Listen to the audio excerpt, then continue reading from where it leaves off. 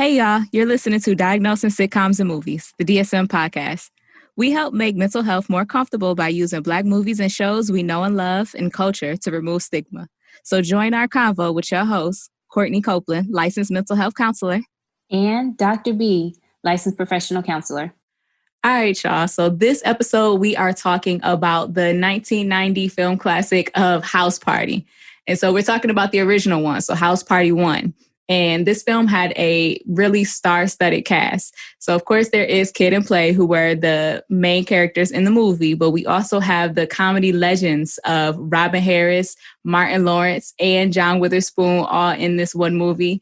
Tisha Campbell, AJ Johnson, and the super producer group, I do not feel like they get the credit that they deserve, Full Force. They played the bullies in the film. Even though they were really, really grown already by the time this film was made, and they were supposed to be in high school, but we'll get to that later. Just jump into it. What were your favorite quotables from the show? The movie, sorry. And we'll kick your fucking ass. That's my favorite part. Pee-wee, always talking about kicking ass. Going in there, kicking some fucking ass, not burning people up. Kick your fucking ass, and we'll kick your fucking ass. That's like, I can't tell you how many times he said that already within the first 30 minutes of the movie. So that is one of my quotables. And I smell pussy.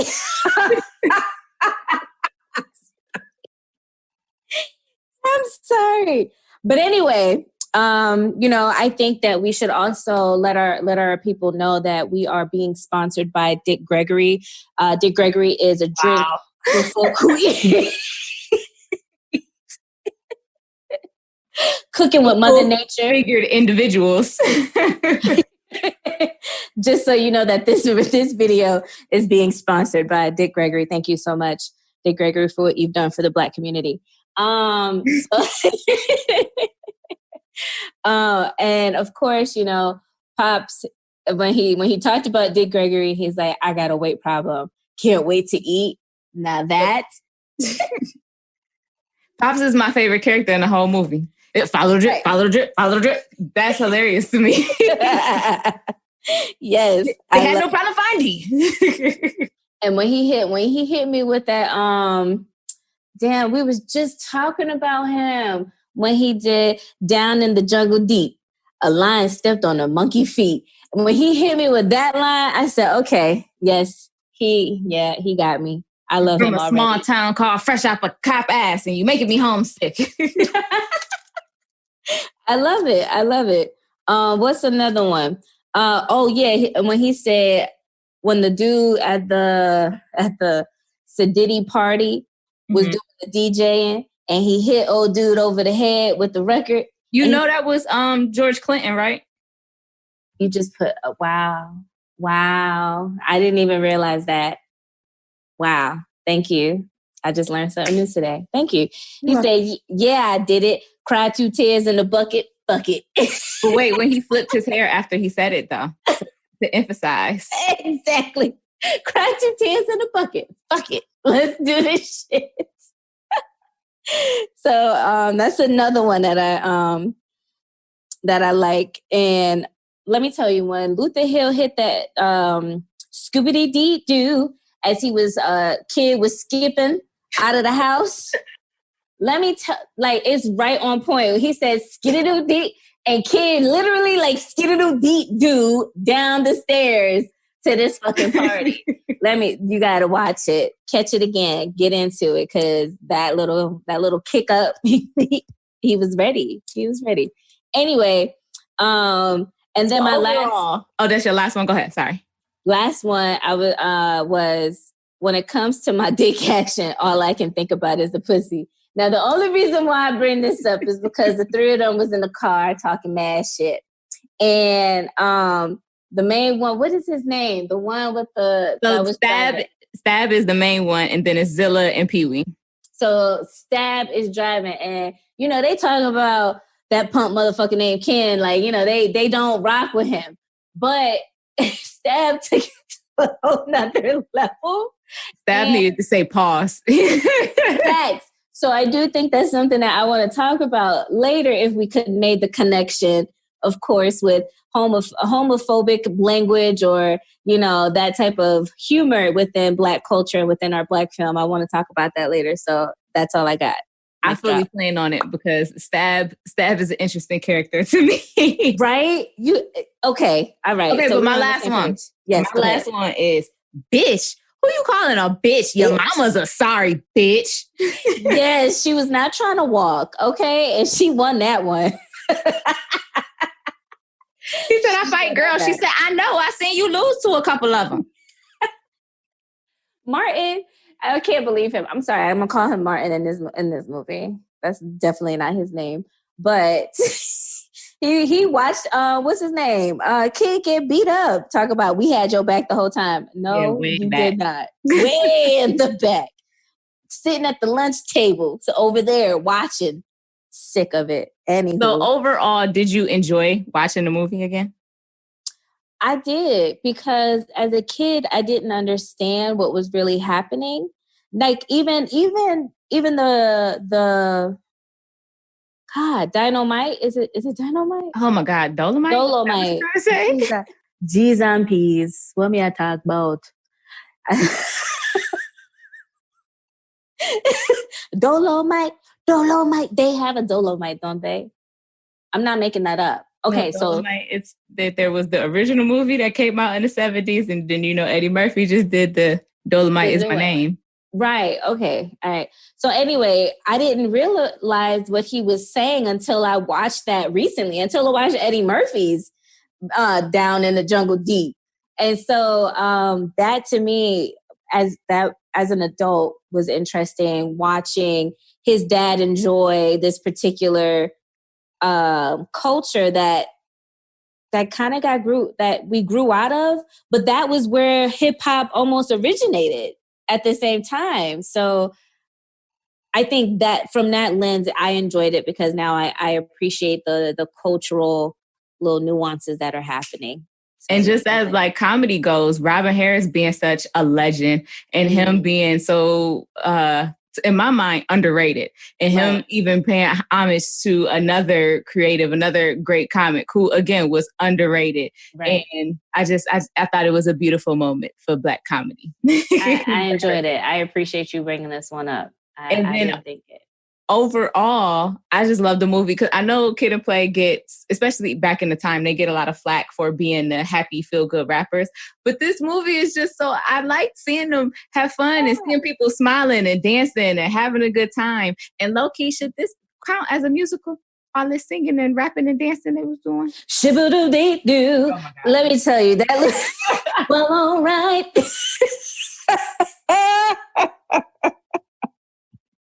Yes, it certainly can. I feel like it should count as like how Carmen was a hip hopper. I feel like this should be hip hop Broadway. Let's do it. And I'm going to learn that number that they did in that living room, that 8 count. Okay. Like we said, like, I think they were practicing this after school and on the weekends. I'm pretty sure because there was no way, like, Play jumped right in when the other dude fell out. How do you know if that's they dance? How you know the number? Exactly. And so, and then the one that passed out because he was drunk. Let's talk about these grown men that are at this party. Let's put a pin right there. Problematic, but they addressed teenage drinking because they were all supposed to be teenagers. And I was proud of them because his name was Groove. They made Groove look lame for drinking underage. And so I was very proud of them. Sometimes they try to make underage drinking look cool. Right. And he bust into that spin and he was done. So, I mean, but he even knew the 8 count as well. So I also need to figure it out. It's cool. I'll get the 8 count together. But anyway, they did that and it reminded me of doing TLC dance routines and Aaliyah dance routines with some of my friends in the hood and even my cousins. Like that's what we did for fun. We was dancing and doing cheerleading shit. I mean, stuff. I'm a doctor. Let me act right. Doing those cheerleading chants and steps. Why do you turn British when you emphasize that you're a doctor? Where does that come from? Because I'm sophisticated. When I introduce myself as Dr. Britton. Okay. I can't even take myself serious. Anyway, my mouth is dry. I think that 8 count, it was just like, it just reminded me of like how you would dance with your cousins and practice that. Like you were doing a talent show and no one cared. No one watched, no one cared, but you practiced like someone was going to see it one day. Like, there's a hawk in the sky, you were my prey. Like we had the whole. Okay, I do know the dance. I can't even front and sit here and act like you were the only one that did that. Exactly. So there we are, and back that's to the film. Right. So they start off. We kind of open up with Kid's dream, which is something that then becomes a theme throughout the House Party series. Is his dreams kind of opening up the movie for us. And I would like to take a second to appreciate how of a hard-working single father that Pops was. That man worked a full overnight shift, came and made that boy a whole gourmet dinner. And he tried breakfast. Breakfast. You're right. He made a whole breakfast, and Kid just gonna try to act like he's gonna take a piece of toast. You better eat that man's food. You got him cooking for you after he worked the whole shift, and he making sure you start your day off right with the most important meal of the day. See, me as a parent, I would be like, well, if you're gonna do me like that, there's your cereal tomorrow. Pops was a cool parent. Kid was ungrateful. He was spoiled. He did not appreciate that strong father that he had left. He was a good dad. You're right. He was very lenient. He was fair. You got into a fight at school and you just had to stay in your room. Couldn't even do that. Right? Just ungrateful. Just kids. Just disrespectful. That's why I ain't got none. Okay. And so then we kind of see them at school in their day-to-day because they are supposed to be teenagers, even though I think everybody in this movie was good and grown when they recorded it. Definitely. They were supposed to be teenagers. This was this whole movie, I was just thinking like this unsupervised lunch. Why is there only one teacher on cafeteria duty? Where is their school counselor? I just had so many questions. That's how I went to school. We didn't have a bunch of people on cafeteria duty. Girl, I work in a school. Cafeteria duty is a thing. You can't just leave the kids in there unattended. No. Like this happened. I mean, they were being monitored by one teacher. Granted, their teacher looked like a professional wrestler. He came in real swole. I thought that there was only teacher. I love that he was a black man, though. When I was in school in Florida, we had a man that we called Mr. T. I don't even know if that was his real name, but he looked just like him. We was in middle school, Millennium Middle School. And there was another guy who looked, I don't know, he was slender. They were our security, and they had us on lunch duty. We knew not to fuck with Mr. T. And our administrative people were in there. So that the administration took care of lunch duty, which meant when you had silent lunch, act like you want to giggle if you want to. Okay. Clearly Kid and Play wasn't going to your school. But it was, so I felt like the whole movie, now I could be wrong, I felt like Zilla, Stab, and Pee-wee, the brothers, they was just misunderstood. They was a product of their environment. They were pawns in the school to prison pipeline. It was just, where was their school counselor? I mean, yeah, that's a good point. It started the fight. So if we ribbon back and forth and I say, what's wrong? Your mama came for the iron. I'm going to put her on a stroll. If I rip on you, if we go back and forth, I'm your bully and I say something like that, a normal child would just say something equally disrespectful about my mama. But because I feel like Kid is suffering from bereavement and he still has not come to terms with the loss of his mother, he took it to the next step. So really, in my mind, the fight is Kid's fault. Because words is words. You was the first one to do an action. You tried to hit me with Jell-O. Yes, I'm going to swing on you. And Kid threw the first punch. That's true. That is very true. I mean, his principal even called it out. She was like, you can't keep walking right here like you got a chip on your shoulder, you know? And so if you act like that and you're going to start something, you got to deal with the consequences. I mean, that's real. I agree. And the fact that she thought that a hoe was a garden. Well, I mean, a hoe is a garden tool, but she's right. And they both looked at a garden tool. Like, it took me a minute. I did this garden tool. And I was like, oh, that was cute. That was a cute little joke. It's what's wrong with our schools today. We have these out of touch older women, not of the culture of representing their students and not understanding exactly what's going on.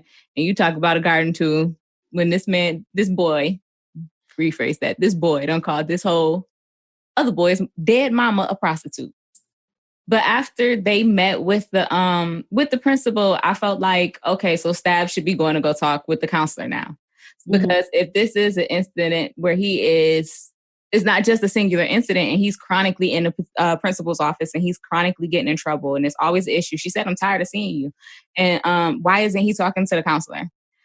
Why isn't that being addressed? Why aren't they in school half days and doing a trade program the other half of the day? I felt like all of this could have been avoided had they had a quality school counselor. Now, I know I might be biased as a former school counselor myself, but they should have had a small group that they was in during this time. Something should have been being done with them to be proactive with these young men to save their lives. But no, and alas, there was a fight. Well, I mean, this was in the 80s, right? And so it's like, when did school counselors really get that reputation of even being able to handle behavioral issues? I feel like school counselors probably have gotten more of the, CAF duty, hall duties, standardized testing, making sure students are okay and I guess not being abused, and so is that any different now from what it was back then? Has school counseling changed? Yes. And so there's been lots of advocating within the field because of issues like this. There were so many school counselors whose time was being used ineffectively doing different duties within the building and standardized testing and things like that. School counselors are some of the most educated people that you have in your building because you cannot become a school counselor without at least a master's degree, while a teacher you can be with just a bachelor's. And so if you have these educated individuals who are in your building, why are you not using them more effectively? And so I know within the state of North Carolina, I can only speak for because I only know their laws. There is legislation against them being the standardized testing coordinator. So that frees up their time. Administration should be justifying why they are assigned to certain duties. Like it would make sense for them to maybe do like a morning duty so that they can see kids as they're coming in, check on, some of those frequent flyers, make sure that they are setting off to have a positive day, or see if you notice that a student comes in looking a certain way, or if you notice any bruises, changes, differences, dirty clothes, things like that, then you can be, effective. But it did take a long time for people to kind of lose that stigma of just seeing guidance counselors. We don't use that word anymore. That's a bad word. So don't call your school counselor a guidance counselor. We don't like it. But just seeing them as somebody that you go to help you figure out what you want to do after high school or just give you career advice. There is a plethora of indirect and direct services that school counselors offer now. And even back then, they still should have been doing more than what was being done, especially for Stabzilla and Pee-wee. Because not only, yes, everyone is grown in the movie, but they look extra grown. And so it might even be referenced that they're older than everybody else. And so if you do have students that have been in your building longer than the average student, then you should be being proactive. They should have been on some type of work program so that they are gaining experience as well as all of this, because your goal is to help them be successful past just high school, not just get them out of your building. And so, again, where was the school counselor? I know. Said all that to say that. And so I thought that it was interesting that there were so many people that lived in Shireen's house. Yeah, and it was a typical, no offense, it's like one of those hood apartments or those hood condo like that. No, it was the full-on projects. They said projects, right? In the projects, I remember that and seeing so many. I was in a home like that in foster care where it was like 3 kids to a room. You had 3 girls in one room, 3 boys in the other room, and you had bunk beds, and you figured it out. Everybody had a place to sleep at night, and that's all that mattered, you know. But yeah, I thought it was interesting how many people were in there as well. It was a lot of folks. It was the little boy who was making the Kool-Aid. Pinky, Clifton Powell was her cousin that answered the door. You had the big dude, the grandma laying on the couch. People sitting on the floor. It was just a lot. But it's like that's the norm in some situations, in some cases. It's like, and so with that being said, there are kids that even at home, especially as school counselor, I'm sure that you can relate to this, where it's like you can get them ahead in certain things as far as social emotional learning and things of that nature, but who is there to make sure that it's actually put into practice and being at home? That's where you put those skills that you're teaching at school into practice. But when you have an environment like that, how do you manage that, right? And so are you the oldest kid out of all those kids in that apartment that is responsible for getting them ready for school and getting them prepared for bed and taking care of them for dinner? So what time does a teenager have to actually, do homework or take care of their own personal schoolwork? So they get back to school, they're looking at the teachers and the school counselor looking at them as like, you're not hardworking, you don't care, and the cycle continues. So what are your thoughts about that? I think in just my experience, all of that could be solved just with a conversation. Right. Just talking to your students, knowing what is going on with them, talking to the families and letting them know like there's certain things that are coming up that are important for them. They might need this time to, do. Can you help them out with getting this done? And then if you build the relationship where you can talk to your parents even more comfortably, then can you help get this done and say, well, they can't watch kids this week because they got to do this and this is real important. That's easily fixable if you are, worth your salt in any counseling position. But that wasn't necessarily my concern at all for Shireen, because just because there was a lot of people in the house, they still were very familial. They were all, doing activities together. They was all watching TV together and spending that time. She asked Peanut to go make her some Kool-Aid and it wasn't a big thing. He just went off and made it. So like everybody was working together as a unit. So that didn't seem at all to be a problem. It just was a whole bunch of people in that little house. But then, House Party was that good feeling, happy movie. So the depiction of a black family looking like that and working together is like, wow, that's actually not so bad in comparison to what reality is for most black families, though.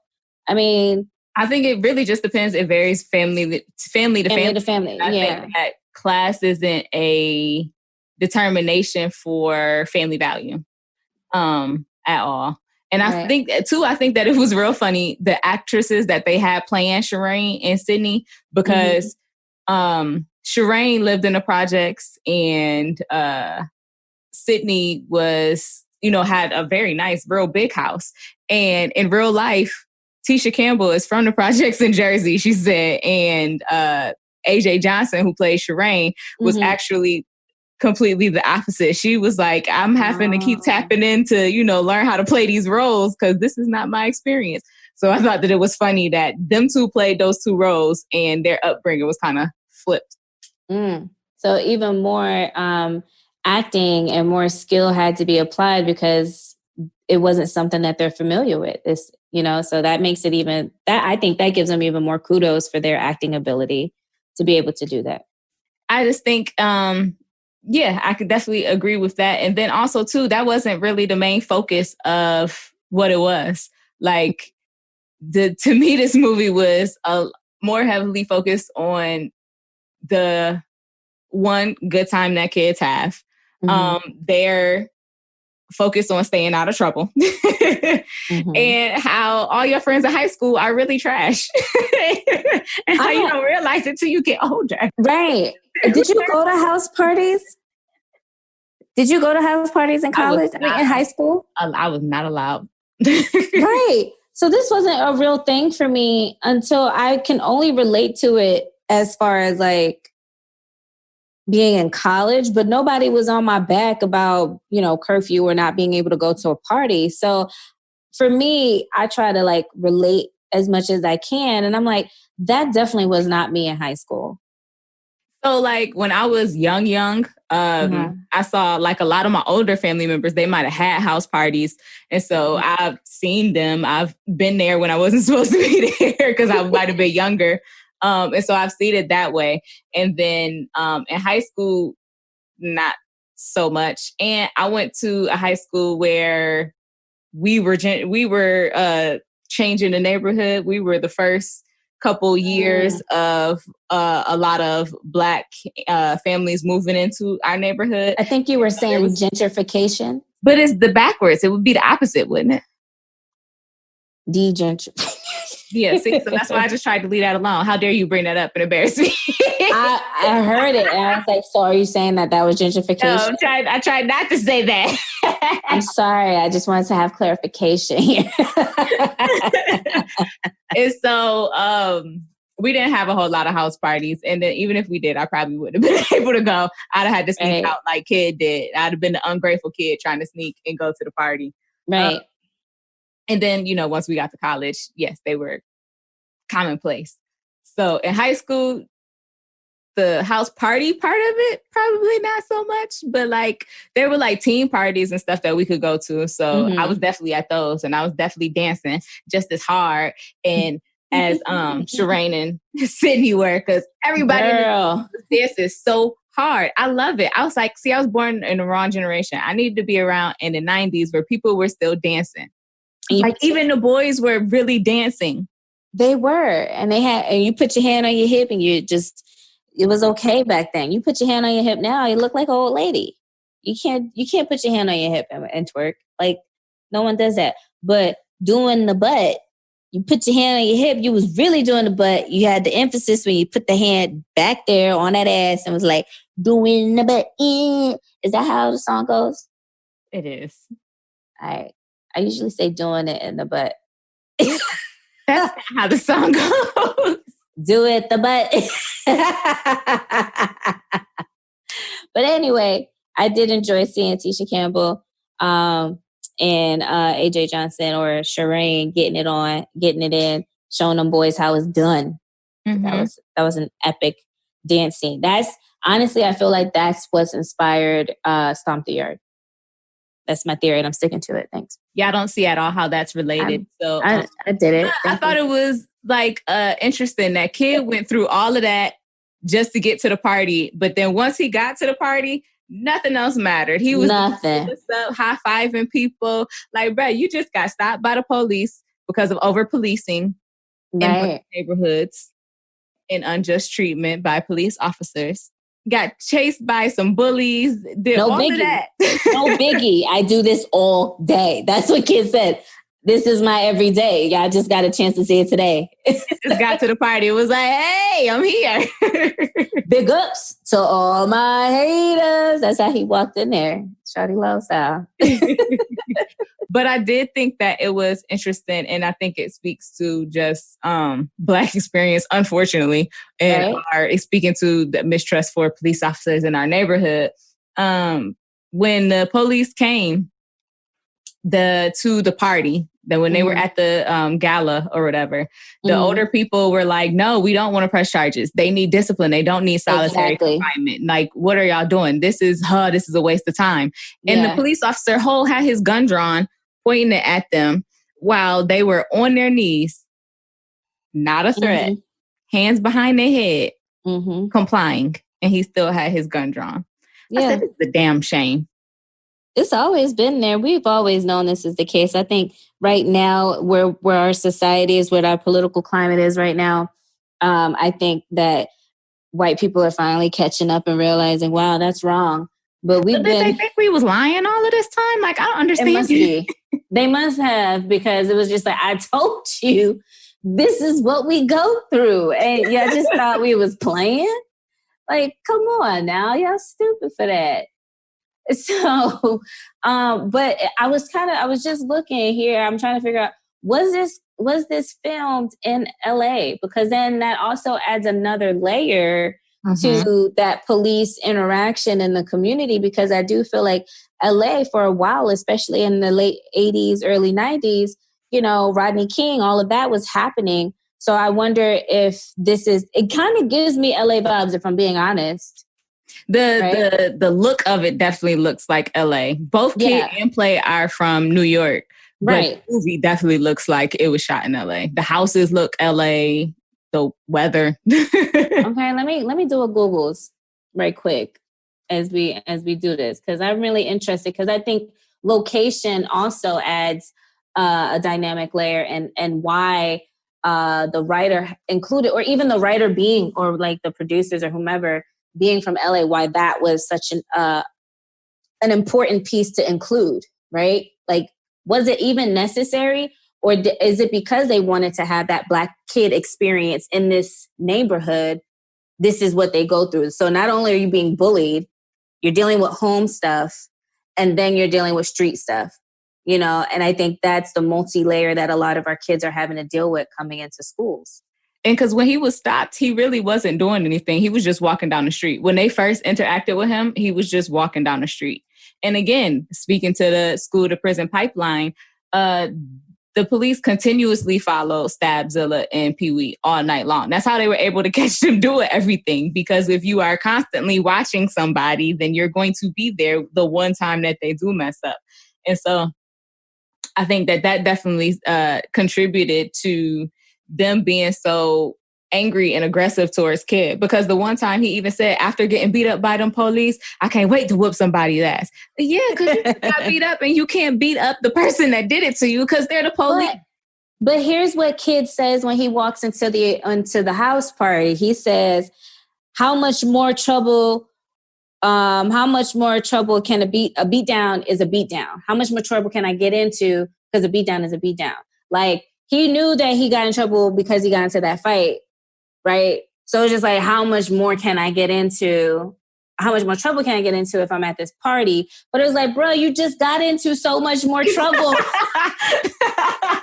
And yet to him, the beat down is still going to be a beat down. Like, you don't get it. Jeez, man. I wish they could. So I pulled up something that actually is a New York Times article dated for 1990. And it says, House Party was filmed in a studio and location in Los Angeles, but it looks to be taking place in a community as all-American as a small Midwestern city that is located of Booth Tarkinson's Penrod Stories. I don't know what the hell that is. I said it all wrong, but it looks like it's supposed to have taken place in they set design did a terrible job because it looked like LA. Definitely does. And it's so funny that we was like, yeah, that's definitely LA. But yeah, and I think to me at that time, especially because of the drug epidemic or the crime or the war on drugs, that was like a pivotal time. And again, you mean the time when the U.S. government planted drugs into our community to criminalize us, get us addicted, and have reason to continue to objectify us and use all of the profit that they made to help their political standing as a world power? You mean that? Yeah. Okay. That part. Right. And so here we are talking about this film that, I mean, clearly we want to see the good that's happening. But despite the classism, they're still Black. period. Yep. And again, I think that might be why I appreciate the movie so much, because I'm looking at it in context of everything that's going on. But when they're in that party, they're having so much fun. Listen, nothing matters. And that I know that feeling, being it in what's that Jim Jam? Girl. Couldn't tell me about nothing. I didn't care. I had a test the next morning. Nothing even mattered at all. Lauryn Hill. I really liked being able to see, speaking of them dancing and dancing hard, being able to see Chill, because it's him dancing and up and him being the one to bump the table. Because I don't know if you know, but the actor who plays Chill, I think Daryl Mitchell is his name. He was in a real bad motorcycle accident. And so he is in a wheelchair now. He's continued to act and have roles since then. But I try to always remember him in this role when he was able to dance and he was getting it and he was moving. So it was good to see him, a younger version of him, still shaking the leg on the good foot, having a good time. You know what? When I saw Chill, I couldn't help but think he reminded me of Old Town Road. What's that boy that sang Lil Nas X? They look similar to me. I was like, is that Lil Nas X? And it's not. Because he had the hat on, didn't he?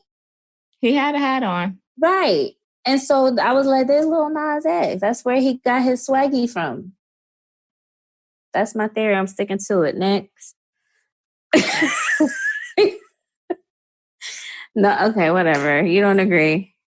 I'm sorry, I don't see it at all. The side. Something that I should have mentioned during the quotables is when Chill and Groove is talking. He's like, man, you ain't got no game. He says, she don't know that. I'm getting those digits. She don't know that. Yes. You better have confidence. You don't know. Shut your mouth. So I appreciate all of that. I am concerned, again, as a school counselor, we're talking about behavior and context. Why did Bilal have so many hygiene issues? So not only did his breath stink, but when Kid was on the phone talking to him and was like, I can't come to the set stinking. I still gotta take a shower. He was put on some root. And come on. No, nasty. There's always that kid. There's always that kid. That school counselor. Let me tell you, that's why Axe is probably banned at most schools. Most middle schools are not allowing Axe. Y'all overdo it. Remember Curve? That's all we could smell in the hallways in middle school was Curve. I'm sick of it to this day. So where are we? Who are we going to diagnose and who are we going to do our prognosis with? So I definitely feel like there were several characters that we could speak about. So the main characters, we can look at Kid. He was definitely having some struggles and being the main focus really of the movie. What were your thoughts? What did you think about for Kid? Seems as if mom may have had passed recently from the vibe that I'm getting from how he's interacting with his father, how his father's still in this mindset of creating a large meal, thinking I'm creating this large meal for my family, is now having to realize he's only cooking for himself and his son. And so to me, that makes me think acute stress disorder might be appropriate in this situation, because more specifically of the timing with losing or the loss of his mother and not maybe dealing with that. But that's all I got right now for Kid. Yeah, see, I was concerned about him because they said that it had been a while ago. He said, don't you think this is long enough? And when Tisha Campbell had said something, she was like, oh, yeah, I'm sorry about your mom. He was like, yeah, that was a while ago. And so I was, and that too made me think about when the father said, oh, I'm having a weight problem. I wondered if that was something that came after the passing of his wife. Facts. It could have very much been the case. And so here's my issue is, especially when talking about bereavement with people who may not empathize with losing, a core family member, is that there is no time limit to grief. Mm-mm. There is no, okay, by week 7, you should be okay. And you should be in this stage of grief. And that's just not how it works. Like, you can have lost someone 30 years ago and still feel that give on a given day. You know, you may have a day, it's just not a good day because you just really are mourning and missing this loved one. And also, I also want to say that grief doesn't necessarily have to just be with the loss of a loved one. It could be loss of a job. It could be loss of, you know, a friendship, you know, and grief can be felt on so many different levels.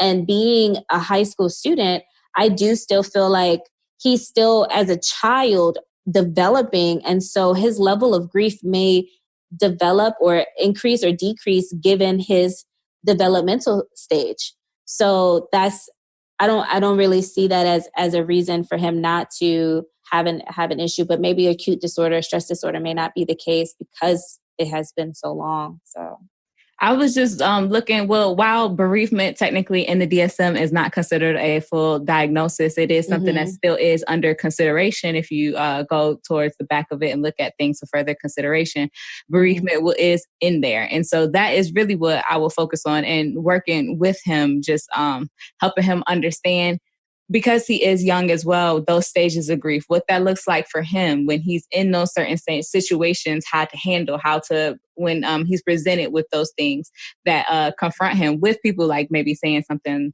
your mama joke gone bad, and his reaction to that. So looking at those different things for him specifically, as well as looking at family dynamic, like how has his house changed since her passing, and how is that different for him, and what is he struggling with coping with that? Because at the very end, when the credits are rolling, Pops did mention, while he was giving him a whooping, while he was 17, still getting whoopings, I don't know, that's another something. But when Pops was whooping him, he was like, "I wear the pants in this house and the apron.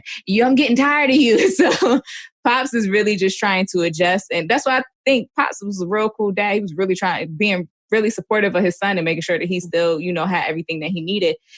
So clearly the dynamics in that household have changed. And so looking at all of those for kid, because it does seem like he is struggling with the loss. The loss of a parent is very impactful, especially to children as they're coming up.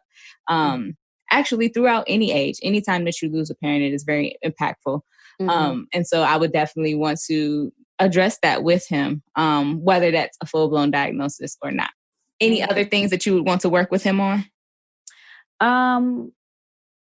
No, I think those coping skills, how to cope with the loss of a loved one is most important, because again, while it is understandable that it's hard to deal with the loss of a loved one, life continues to happen, and you still have to interact and engage with people on a day-to-day basis. And you can't just snap off and be like, "Oh yeah, my bad, somebody just passed, it just got to me," right? So we do need to get to a level of where we can accept what has happened. And it's like, yes, this is an unfortunate event that has happened to you. However, we still have to live a productive life, and us fighting and starting fights is not going to be very productive for us in the long run. So what can we change? What is it that we need to do? And so I would pull on those hobbies, those things that he as he enjoys, such as music and writing and rapping, and using that to be his outlet, to deal and write more, not just about kicking it with your homies and dancing at the party and cutting it up like confetti, but but actually, more of a strengths-based approach. Exactly. So that would be the approach I would take with kid, because he's not a bad kid. He just needs a way to get that grief and bereavement out in a more positive way. He really just needs to learn that it's okay to express feelings. Absolutely. And I think that is what kind of led him to being such good friends with Play, who I feel has narcissistic personality disorder. Okay, let's talk about it. So what is it that you're saying about that?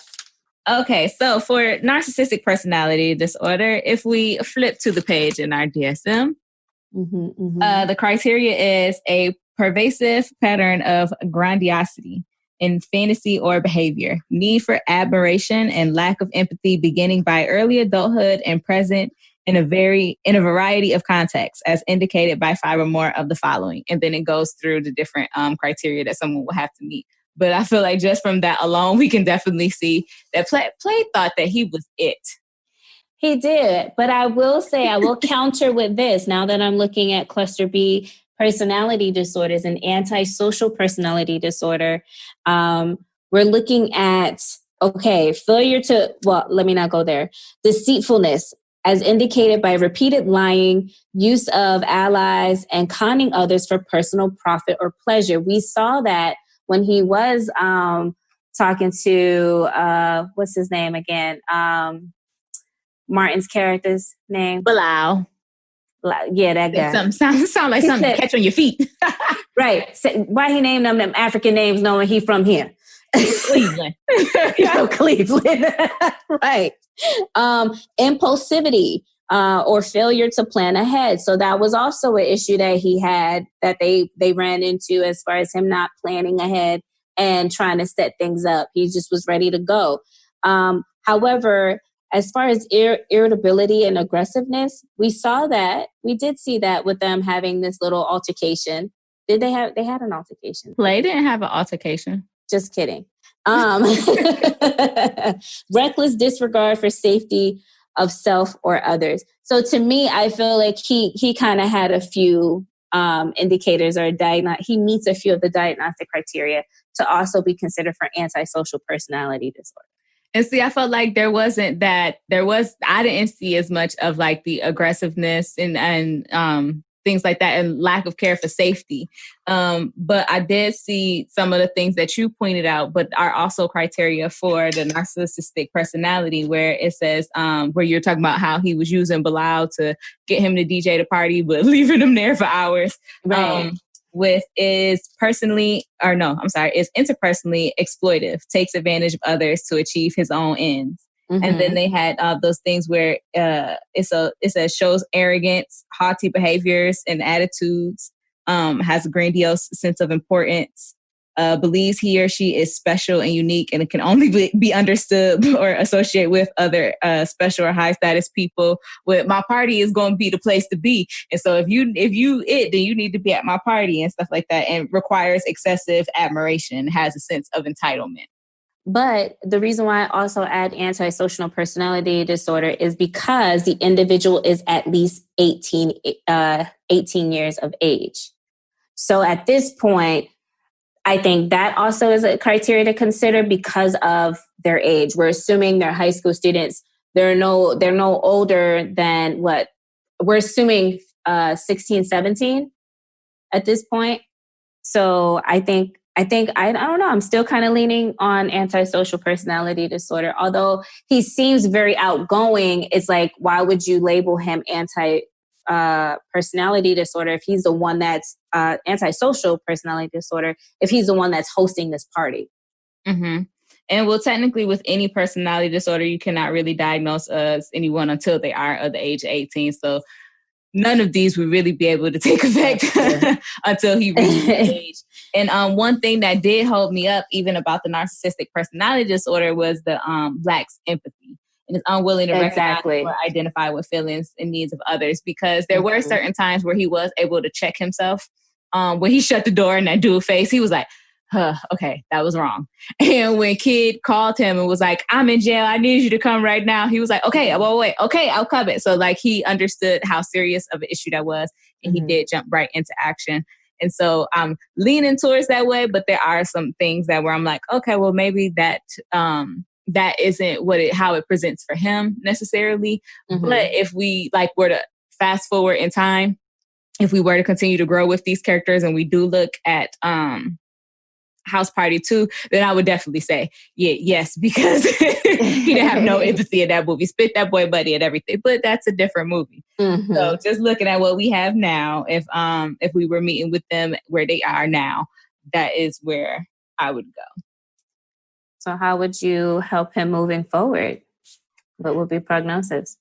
The prognosis would be terrible. Because at that age, as a teenage boy, you want students to have a certain level of confidence. You want them to feel good about themselves, have high self-esteem, and everything that they do is going to kind of like, support that grandiose thought. Like their brains aren't fully developed, so they can only really think about how things affect themselves. Anything, everybody else is just people in their world. And then if he is getting attention from girls, where he's a handsome young man, he's going to get attention from girls. We see that in the movie. That's going to support his ideas. He had a party and had a lot of kids come to his party and wanted to be there. That's going to support those ideas. Like it seems like everything that you would try to, it's going to kind of be supported. So just try to really look at the lack of empathy, because that is something that can be extremely detrimental to not just him, but the people around him, and can lead to more negative behavior. And so just looking at, okay, you handled this way. Let's try to, if you were in that position, how would you want somebody to handle you? So having those type conversations and supporting that. Because again, he's not 18. We couldn't diagnose him, but that does not mean, I used a lot of knots there. Sorry. That does not mean that he couldn't benefit from therapy and really have that support there for him to build those empathetic skills and working with others and being a better friend, because he was low-key toxic. He stayed taking jabs at kid. Your high school friends, they're not really your friends. but don't you have a friend that takes jabs at you? I had to let somebody go because that's not the type of friend that I need in my life. But because I don't like those underhanded jabs. Like I might let it go a few times, but then I might be like, you know what? I can't deal with you because I don't like that. Like, because then it's just like, you must not really like me low key then, if you can take jabs at me like that. So to answer your question, no, I don't have friends like that, because I don't play that bad. Okay, it's funny the first time. You say it again, then we got a problem. Right. So, and with Kid being in the state that he is in, I'm unfortunately, it did take until he was into college to really establish boundaries with play. And that is something that is very important. If you do have someone who does have narcissistic personality, either disorder or tendencies, you do want to ensure that you set strong and clear boundaries with the things that you will tolerate and what you will not tolerate, because they do have that tendency to be interpersonally exploitive. You don't want somebody that's taking advantage of you just because they know that they can. You want to be clear in what you will accept in that friendship and what you will not, or else they're going to do what they want to do. Exactly. And so I'm going to say this wrong because I wasn't prepared to talk about this, but that's when you have those gaslighting, that type of behavior where you're thinking, oh my God, this is me, when all along it's just a part of this system that they create and how they operate with people and making everyone else the problem. You're the problem. They're never the problem. So that's very common as well. Very manipulative type of behaviors as well. And I felt like the same for Shireen and Sydney. Now, we didn't get as much in depth with them as, supporting characters, but their friendship was kind of odd. Like, I don't know, maybe it was just how I dealt with my friends. If it's two of us and it's two boys, I'm going to look at you. I'm going to say, I want that one. You want this one? Okay, break. Okay. It's going to be this back and forth. I want this one. No, you want this one. No, I want this one. No, this one want me. It's not that kind of competition. And so I was very sad that they had them kind of competing and vetting for the attention of the same two boys. And then however it falls out, those are going to be the ones that we work with. But I didn't like that they made them compete. I wanted them to be good friends. Oh, yeah. Yeah. That really sucks because I don't think I'm the same. I don't think I'm trying to fight over a boy, or compete with you over, no. All right, girl, get his number. I'm going to go over here and eat this popcorn or something. Eat this popcorn? No, there was no refreshments at the party. Lachey established that when he told her. You know what? There was some Dick Gregory in the refrigerator, but nobody wanted that. Not even me. I did appreciate once they got to Kid and Sydney being at her house and they got to making out and kissing and touching and rubbing.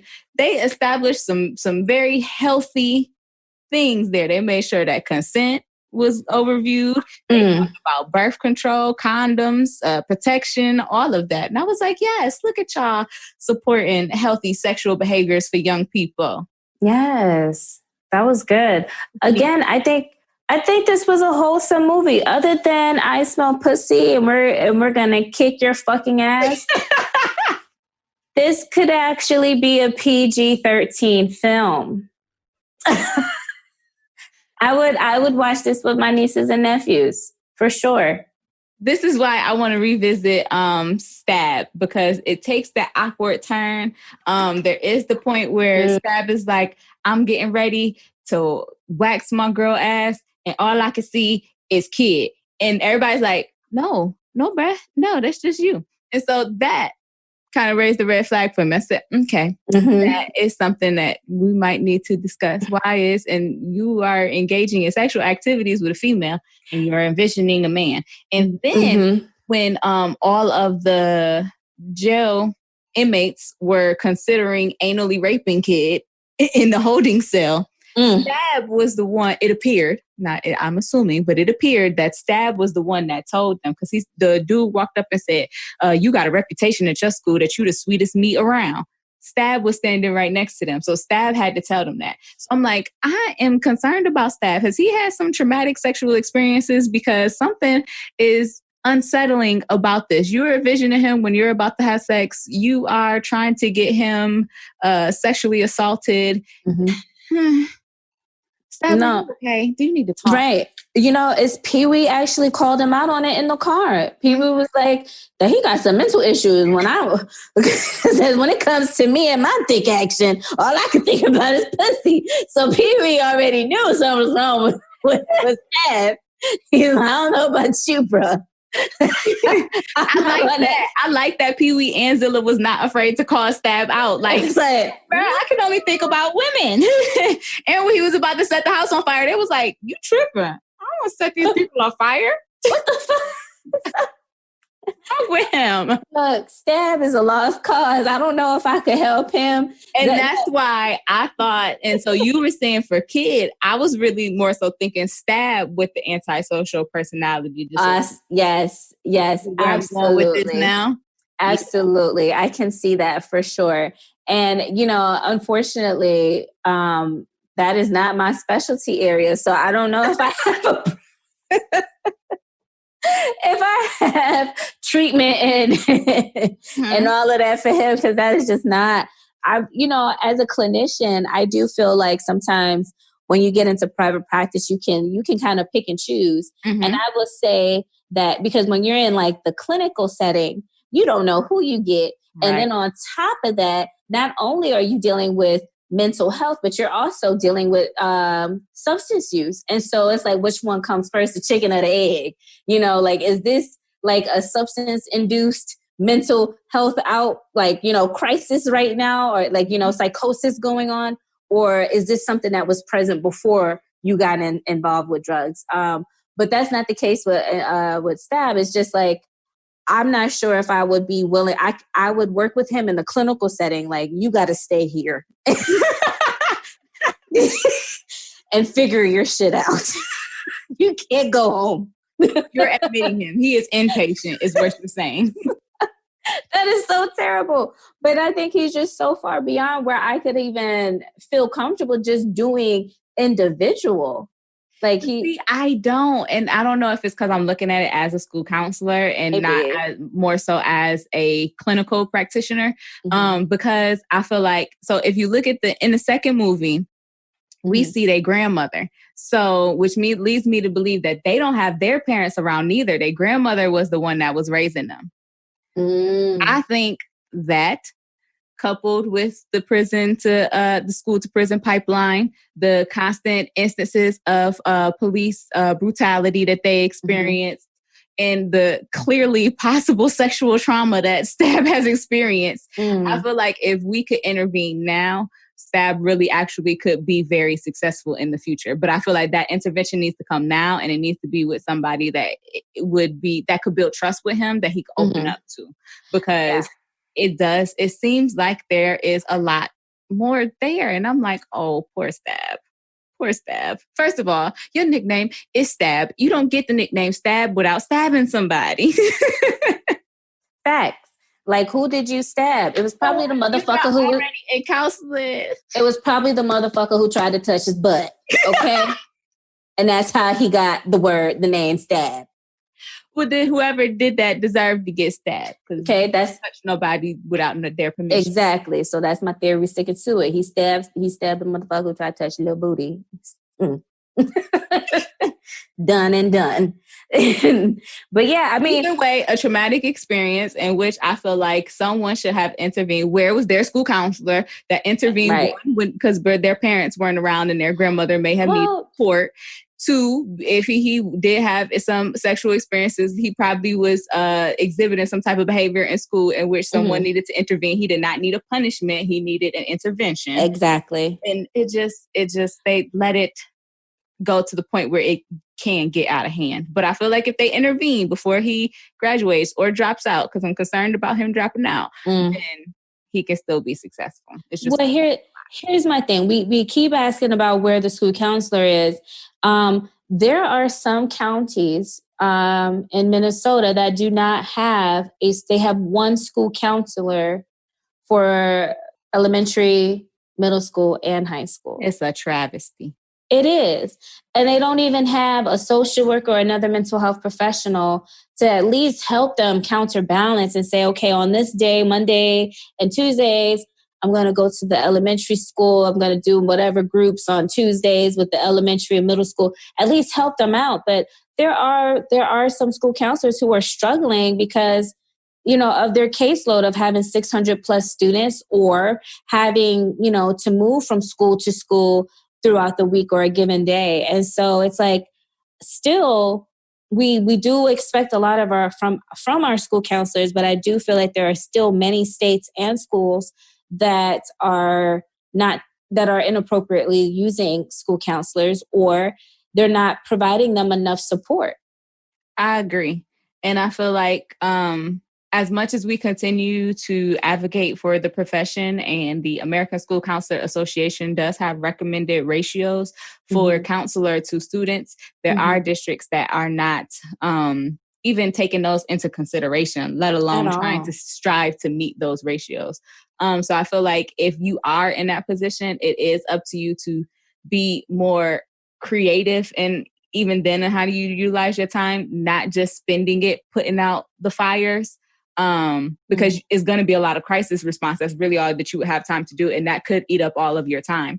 But if you are in that situation, making sure that you are holding in services for administration, teachers, so that they can be possibly just a tad bit more trauma informed, know how to respond to people, present to your district, to all district level principals, so that principals would know how to respond and not give and have restorative justice, as opposed to just punitive punishments that contribute to the school to prison pipeline. You want to make sure that you are being as effective in that role as possible. And not just using that as a way to say, like, I can't get anything done, because no, you can't. If your district does not respect your profession and what it is that you do and the services that you offer to students, then you have to be very creative, because they're not going to change their mind. And so just continuing to work in that circle, you're going to burn yourself out and then not be effective for any of your students. And so you might have to be more creative in how you tackle that, because unfortunately, America does not care about its kids, and you can tell how they educate them. Exactly. I have a question for our listeners. I mean, this is not necessarily related to the actual podcast itself. Maybe it kind of is. But the question is, what was your experience with your school counselor? Were there things that you felt your school counselor could have done differently in situations where you saw your friends being bullied, or even just kind of preparing you for your next career step, whether it was going the career route or actually going to college. So tell us your experience with your school counselor in relation to maybe Kid and Play and how these kids could have gotten, better assistance from their school counselor or your school counselor in general. They must have been in one of them schools where she had 600 students. Right. She wasn't even there that day. She came back and was like, y'all got arrested together, all of y'all? Really? I guess y'all friends now because y'all got something in common. Right. And how did they arrest them without them committing a crime and without calling their parents? How did that happen? Because there was a crime. By the time they got there, they were standing outside the refrigerator. Where's the crime? Exactly. See? Abuse of power. See, this is why we don't trust the police in our neighborhood. Okay. But with all of that being said, they still, at the end, came together as friends despite their toxicity. Mm-hmm. They got Kid out of jail, out of custody, police custody. Unfortunately, Stabzilla and Pee Wee were still there to deal with whatever trauma is inflicted upon them inside the jail system because nothing really good ever happens in jail. Right. And so that continues to be their reality. But Kid does get to go home. And now he has a whole girlfriend. Funny how, isn't that crazy how in high school, like, so much stuff could happen in one day. You start the day just going to school and end up with a whole girlfriend, a police record, and a battle rap under your belt. Listen, all the things in one. So, moral of the episode is your high school friends are not your real friends. Fuck the police, and it's okay to stab someone if they try to touch your booty. Exactly.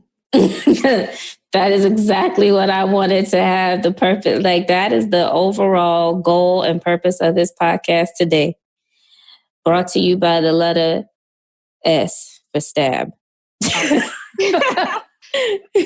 with a lot of different places I didn't expect it to go today. I expected, per usual, talk about 90s dance moves and. Oh, wow, we didn't even get there. We missed a whole bunch. Like, who did you feel won the battle rap? See, it's just, we could go on and on. Yeah. But it is about that time for us to wrap it up. So please make sure that you subscribe to our podcast on all platforms that we are available.